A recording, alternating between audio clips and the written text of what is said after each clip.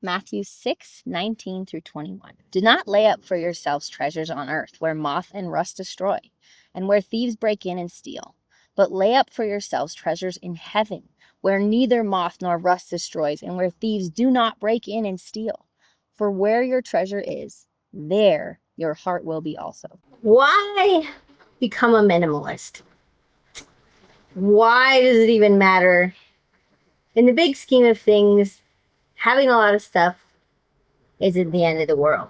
But I have found it easier to be more present and live a more meaningful life with less. So once upon a time, I was cleaning a home for someone and I found they had numerous of the same items and they had just come back from the store. And some of the items I had just found, they had just repurchased. And the ones I had found while cleaning were brand new and unopened.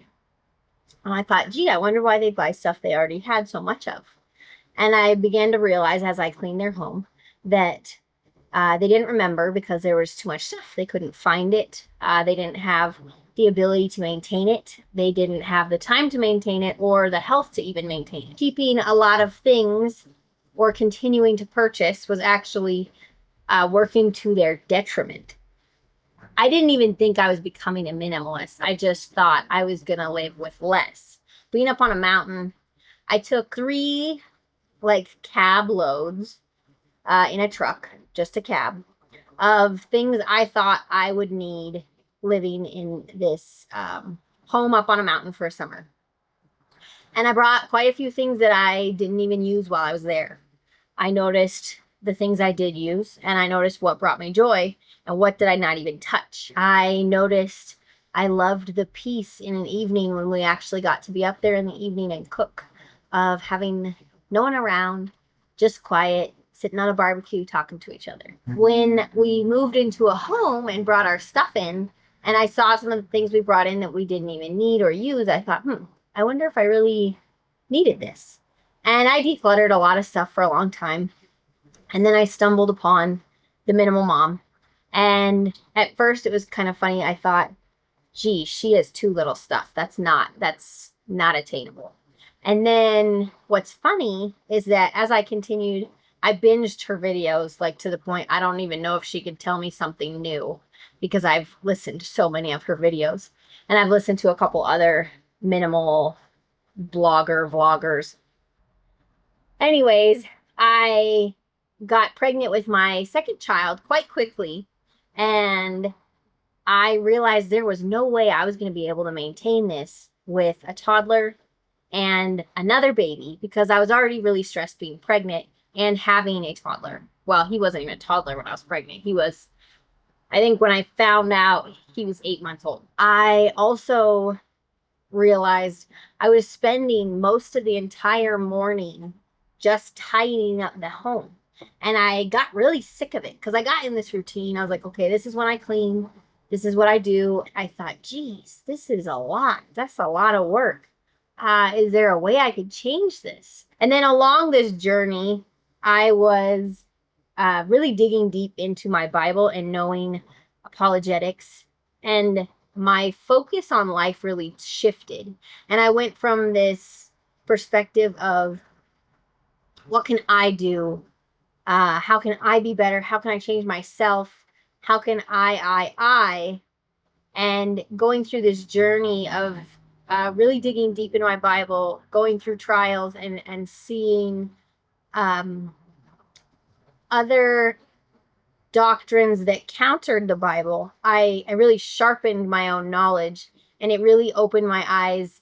My focus just really changed, and it became more of God is the most meaningful.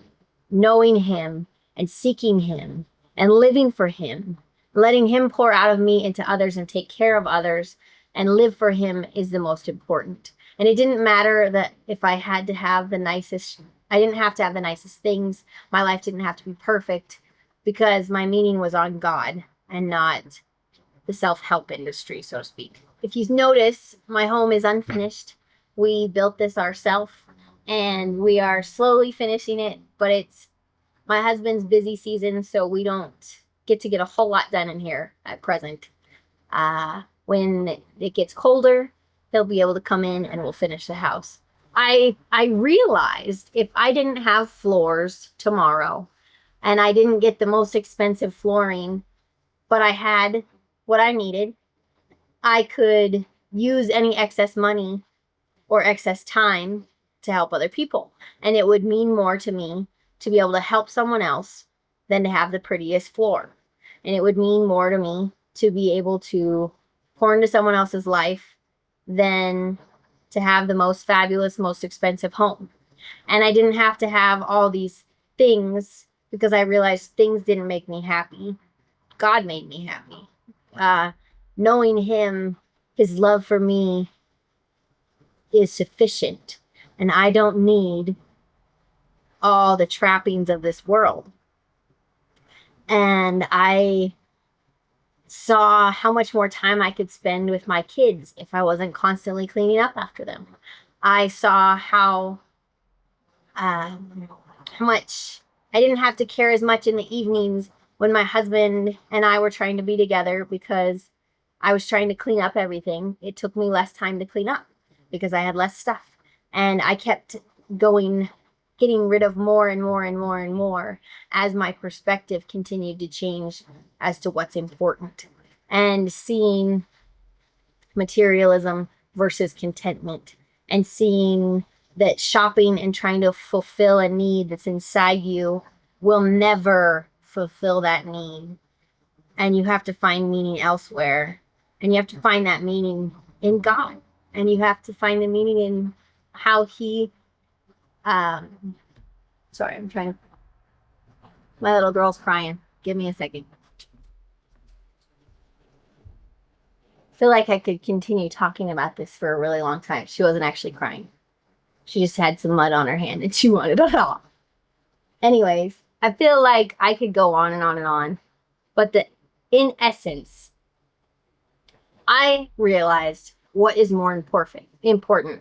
And having less gave me time to do what's important and to love people and to serve people and to stop having to do all kinds of things just to maintain my own home. But on top of that, greatly, this is hugely part of it. I'm super ADHD and I've got wicked sensory issues, and mess and clutter and seeing too much and trying to maintain it all really overstimulates me. And when my house finds this place of calm and just enough, it is amazing the burden that feels lifted off of me and how peaceful it feels. And the moment the stuff begins to creep up and fill my home is the moment I feel the anxiety, I feel the intenseness, I feel how overstimulated I am and how burnout I feel. And part of it is only perception because the stuff isn't really yelling at me, but it feels like it's yelling at me. I watched this video called Mom's Night Out, and I was sitting in our camper at the time when we were building this, and the mom of 3 kids, sitting in her closet in the evening. Her kids are asleep and her husband just got home, and he finds her crying in the closet and he's like, "What's wrong?" And she says, "The house is screaming at me." And I died laughing because I felt what she was saying so much. And she was like, "These shoes don't fit me anymore. I used to be so pretty." And she's just like melting down. It's hilarious, but it's so relatable that it cracked me up and also opened my eyes, because our stuff doesn't talk to us. It is just an inanimate object, despite what some people would say. It does if you are the person who is the primary person taking care of it all. Your brain is somehow perceives it as it's speaking to you, saying, "I need to do this, I need to do that, I need to address that. Why can't I get that done? Oh my goodness, I wish I still fit that." Blah, blah, blah, blah, blah, the list goes on. And when you hush all those things, even though they're not really being told to you, buy all the things in your home by having less. And you don't lose things as much because you know where they are. There's less stuff. It's easier to know where it goes because you know exactly where it goes. It has a place for where it goes. And you have less to try to dive through to find it. And it is easier to clean up when people are coming over. It's easier to do your laundry because there's less. It's easier to decide what to wear because there's less. And it's all things you love and that fit you. And you're not sitting there having a meltdown feeling imperfect because you don't fit all these other outfits, or you can't piece together the right outfit, or having a whole closet of like 100 or more. I guess 100 items probably is not that much for a normal person. That's probably a half minimal person. Anyways, you're looking at all these things and saying, I have nothing to wear. There are a million more things I could say. But being that I'm intending to come back and tell you more, we can stop there. And today my challenge to you would be to maybe simply just walk through your home and find what is a clear, easy, I don't need this. And take it to the donation center as soon as you can. And then I would also suggest today, as your resource, to go read the book called Cold Case Christianity. It is so good. Go read Cold Case Christianity. And then today's charity or cause, I will link in the description below. It's going to be, I don't know what their new name is, but it used to be World Mission. And they bring solar Bibles to places that don't have Bibles or don't speak their language. They'll bring them an audio solar Bible in their language. So check the links below. I'll have Cold Case Christianity linked. I'll have that ministry linked. I'll have some other information probably. And I will see you again soon. I love you all. Have a great day. Bye, guys. I'm coming, babe. What's up?